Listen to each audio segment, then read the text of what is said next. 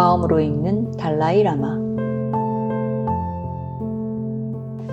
달라이라마 존자님의 평화롭게 살다 평화롭게 떠나는 기쁨. 제6장 자신감. 보시와 같은 수행을 한 결과로 얻는 이익에 대해 깊이 생각해보고 그런 수행을 해야겠다는 영감을 얻어야 한다. 보시를 하면 가난한 사람들의 요구를 충족시켜서 그들을 가난의 고통에서 구제할 수 있다. 그들이 만족하는 것을 보면 당신의 마음에 저절로 기쁨이 생긴다. 그 기쁨 때문에 당신 주위에 평화로운 분위기가 만들어지고 당신과 남의 행복이 더욱 커진다. 관대한 사람은 사회에서 존경과 인정을 받고 그의 명성은 멀리 널리 퍼진다. 장기적으로 보면 보시를 한 결과로 당신은 다음 생에 부유하게 살 것이다. 관대함은 창조적인 마음을 생기게 한다. 위슈안 따라는 보시 수행이 주는 이익을 확신했고 그 수행을 더 열심히 하겠다고 생각했다. 필요하다면 그의 팔다리나 온몸이라도 줄 수 있다고 느꼈다. 이런 느낌은 고통받는 모든 중생들에 대한 깊은 사랑과 자비심에서 생긴 것이다. 그의 마음가짐에 감동한 대지가 진동을 일으켰다. 신들의 왕인 인드라 신의 궁전에도 대지가 진동하는 소리가 들렸다. 인드라 신은 그 진동 소리의 원인이 무엇인지를 살펴보고 위슈안 따라의 관대한 마음이 가진 힘 때문이라는 것을 알게 되었다. 인드라 신은 왕자의 마음이 순수한지를 시험해보고 싶어서 늙고 눈먼 브라만으로 변장하고 왕자를 만나러 갔다. 변장한 인드라 신은 위슈안 따라를 만날 기회가 오자 그에게 다가가 이렇게 말했다. 나는 아주 멀리서 많은 위험을 무릅쓰고 이곳까지 온 늙고 눈먼 사람이요. 당신은 두 눈을 가진 관대한 왕자이지요. 눈 하나만으로도 모든 것을 볼 수 있을 테니 나머지 눈 하나는 내게 주시길 바라오. 이 특별한 요구에 대해 왕자는 잠시 생각했다. 그는 그것의 장점과 단점을 저울질해 보았다. 무엇보다도 그런 보시가 정말로 도움이 될지 안 될지에 대해 생각해 보았다. 하지만 노인은 완강했고 시각장애보다 더 힘든 고난이 없다는 말을 되풀이했다. 왕자는 노인을 도와야겠다고 결심하고 그것이 자신에게 보시 수행할 기회를 줄 것이라고 생각했다. 그는 노인에게 자신의 눈을 보시하겠다고 말했다. 왕궁의 조신들은 그의 결심을 듣자 매우 걱정스러워했다. 그들은 왕자가 하려는 일이 의미가 없다고 생각하고 왕자에게 마음을 바꾸라고 간청했다. 그 대신 노인에게 얼마간의 돈을 왕궁 재정에서 보시하라고 왕자에게 제안했다. 위슈안 따라는 자신이 한 약속을 지켜야겠다고 마음먹었기 때문에 조신들의 설득에도 결심은 변하지 않았다. 그는 단호하고 자비로운 마음을 갖고 그 노인에게 자신의 양쪽 눈을 주었다. 그 즉시 인드라 신은 본래의 모습으로 변해서 왕자의 사심없는 행동을 칭찬했다. 그리고는 위슈안 따라가 진실로 순수하고 사심없는 마음으로 보시했다면 그의 눈이 회복될 것이라고 선언했다. 그 말이 끝나자마자 위슈안 따라는 눈앞의 시야를 전보다 더 명확하게 볼 수 있었다. 기쁨과 행복으로 가득 찬 왕자를 남겨두고 인드라 신은 사라졌다. 조신들은 눈앞에서 벌어진 일을 믿을 수가 없었지만 왕자가 시력을 잃지 않은 것을 알고 매우 기뻐했다. 위슈안 따라는 계속해서 자선을 베풀었고 그의 명성은 널리 퍼졌다.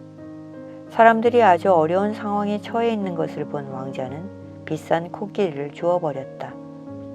그 코끼리는 왕국의 통치권과 권력을 상징하는 왕국의 가장 소중한 재산 중의 하나였다. 그 소식은 왕궁을 통해서 바깥 세상으로 퍼져나갔다. 장관들과 일반 시민들 모두가 왕자의 행동에 반감을 나타냈다. 그들은 왕에게 가서 고소하고 왕자가 정신적인 일에 너무 골몰하기 때문에 왕자를 이어받기에는 적합하지 않다고 강력하게 주장했다. 그 말을 들은 왕은 고민에 빠졌다. 그는 아들을 사랑했고 큰 기대를 걸었다. 그러나 왕은 곰곰이 생각한 후에 왕국과 왕궁의 이익을 우선시하고 왕자를 왕국에서 추방하기로 결정했다. 그에 따라 장관들은 왕의 편결을 왕자에게 전했다. 위슈안따라는 기분 나빠하지 않았다. 사실 그는 그 누구에게도 화를 내지 않는 사람처럼 보였다.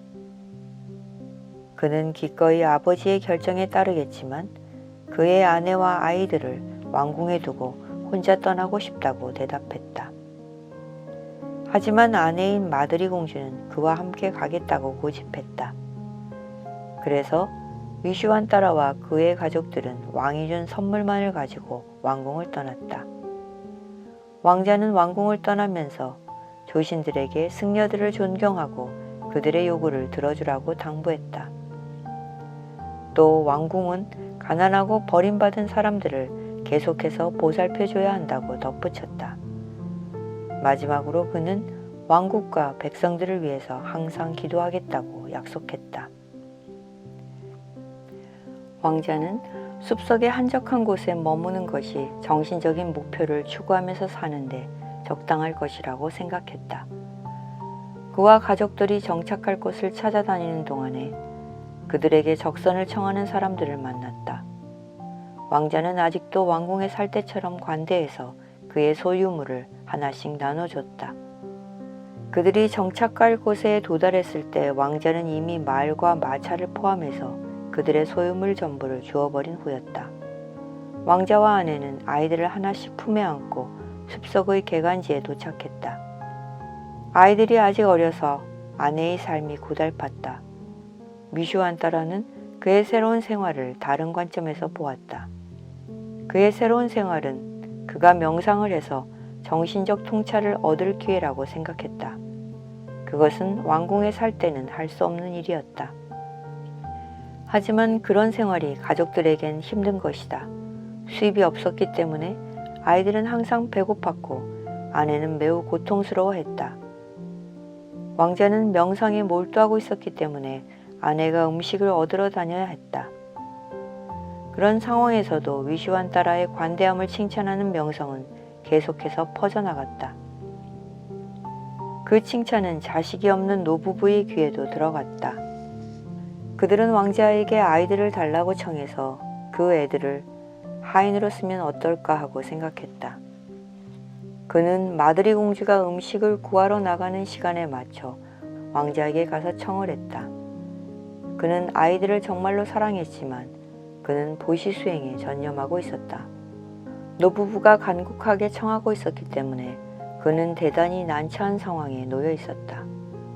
위슈안따라는 그에게 무엇인가를 요구하는 사람들을 실망시키고 싶지 않았지만 그는 자식들의 장래에 대해 매우 걱정하고 있었다. 그는 타협을 하려고 했다. 그는 노부부가 아이들을 왕에게 데려다 준다면 왕이 노부부에게 돈을 줄 테니 그 돈으로 여생을 편안히 살 수 있을 것이라고 말했다. 그러자 노부부는 그렇게 하면 왕이 자기들을 감옥에 가둘 것이라고 대답했다. 그럴 수도 있겠다고 생각한 왕자는 한동안 말문이 막혔다. 위슈안따라는 정신을 가다듬고 아이들이 엄마가 돌아와서 아이들에게 작별 인사를 할 수 있도록 기다려달라고 노부부에게 말했다. 노부부는 그 말도 받아들이지 않았다.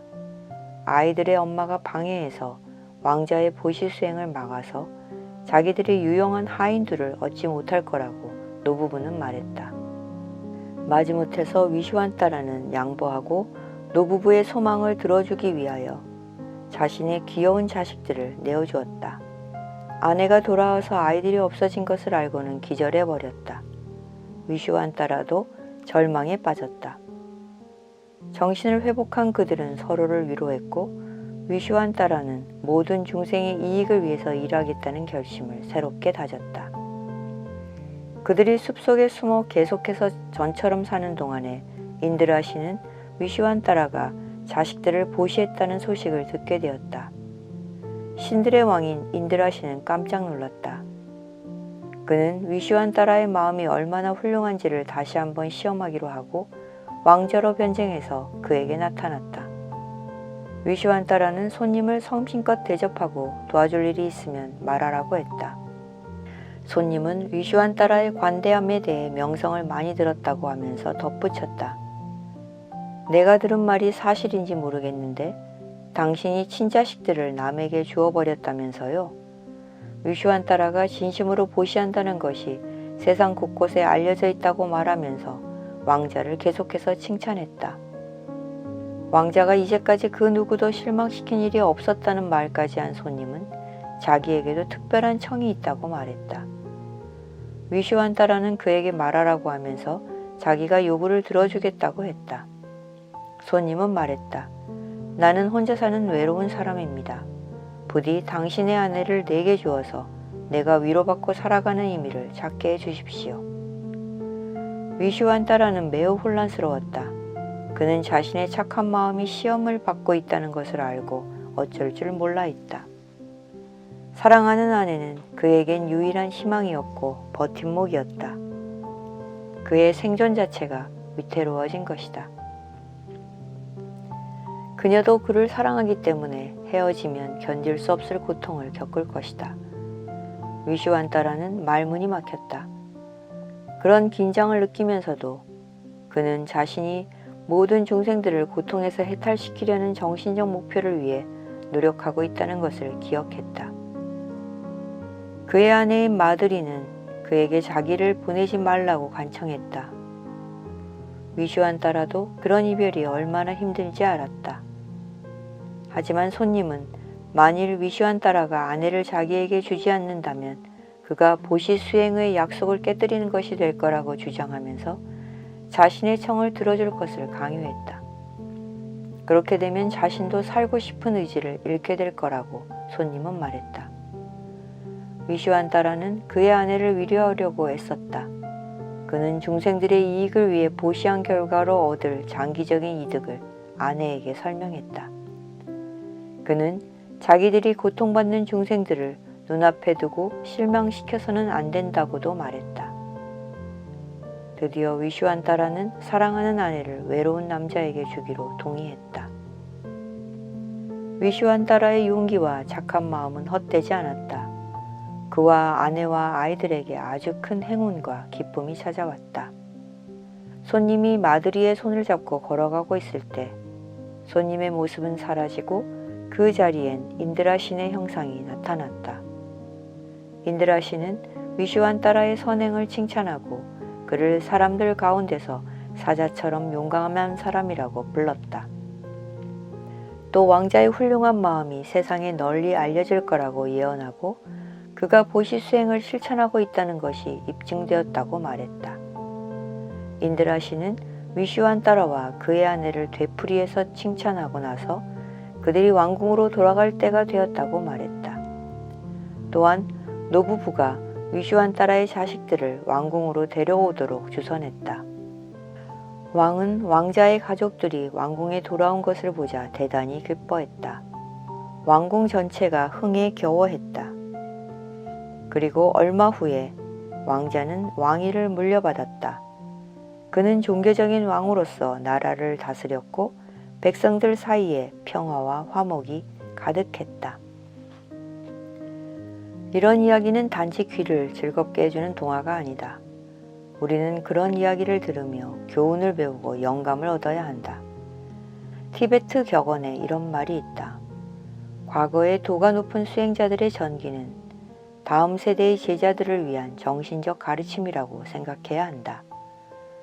위슈안따라 보살이 살아간 삶의 근본 주제는 보시 수행이었다. 정신 수행을 처음 시작한 사람들에겐 보시 수행이 특히 추천할 만하다. 보시는 주는 사람과 받는 사람 둘 다에게 이익을 주는 선행이다. 주는 사람은 공덕을 쌓아서 미래의 행복과 행운을 얻을 수 있게 된다. 보시를 받는 사람은 궁핍과 가난의 고통에서 벗어날 수 있다. 보시 수행에는 부처님에게 공양을 올리는 것과 가난한 사람들에게 필요한 물건을 제공하는 것 두 가지가 있다. 친절하고 긍정적인 생각을 근본으로 해서 보시하려는 의지를 기르면서 보시 수행을 시작하는 것이 중요하다. 우리가 줄 수 있는 것을 주어야 하지만 위조한 딸아의 경우처럼 보시 수행을 하겠다는 마음을 되풀이해서 다짐하는 것도 중요하다. 그런 식으로 우리의 의지력과 보시하려는 결심을 강화시킨다.